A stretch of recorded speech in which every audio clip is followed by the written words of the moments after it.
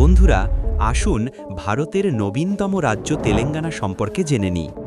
অন্ধ্রপ্রদেশ পুনর্গঠন আইন ২০১৪ এর মাধ্যমে তেলেঙ্গানা রাজ্যকে অন্ধ্রপ্রদেশ থেকে পৃথক করে ভারতের ২৯তম রাজ্য হিসাবে গঠিত করা হয়েছিল। এই বিভাজনের পর হায়দ্রাবাদ এখন অন্ধ্রপ্রদেশের পরিবর্তে তেলেঙ্গানার রাজধানী হয়েছে। দক্ষিণ ভারতের এই স্থলবেষ্টিত রাজ্যটি মহারাষ্ট্র, ছত্তিশগড়, অন্ধ্রপ্রদেশ এবং কর্ণাটকের সাথে তার সীমানা ভাগ করে। ৩৩টি জেলায় বিভক্ত এই রাজ্য থেকে ১৭ জন লোকসভা, ৭ জন রাজ্যসভা, ১১৯ জন বিধানসভা এবং ৪০ জন কাউন্সিল সদস্য নির্বাচিত হন। শতমালা এবং বালাঘাট এখানকার প্রধান পর্বতশ্রেণী এবং দলিগুত্তা এখানকার সর্বোচ্চ শৃঙ্গ।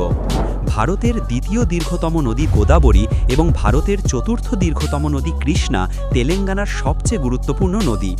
এছাড়াও কৃষ্ণার উপনদী ভীমা, পালেরু, মুশি এবং গোদাবরীর উপনদী মঞ্জিরা এখানকার অন্যান্য গুরুত্বপূর্ণ নদী। মঞ্জিরা নদীর ওপরেই নিজাম সাগর বাঁধটিও নির্মিত।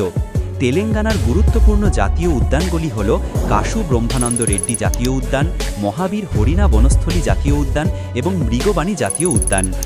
এই রাজ্য বেঙ্গালুরুর পর ভারতের নতুন আইটি হাব হিসাবে বিকশিত হচ্ছে এবং হায়দ্রাবাদ এই আইটি হাবের প্রধান কেন্দ্র। হায়দ্রাবাদ শহর মুশি নদীর তীরে অবস্থিত এবং এখানে হুসেন সাগর, হিমায়াত সাগর এবং উসমান সাগরের মতো গুরুত্বপূর্ণ হ্রদগুলি রয়েছে। হায়দ্রাবাদ ছাড়াও ওয়ারাঙ্গল, করিমনগর এবং নিজামাবাদ এখানকার অন্যান্য ক্রমবর্ধমান আইটি শহর। এই রকমই তথ্যপূর্ণ ভিডিও দেখতে ইউটিউব চ্যানেলটি সাবস্ক্রাইব করুন এবং তার পাশের বেল আইকনে ক্লিক করুন।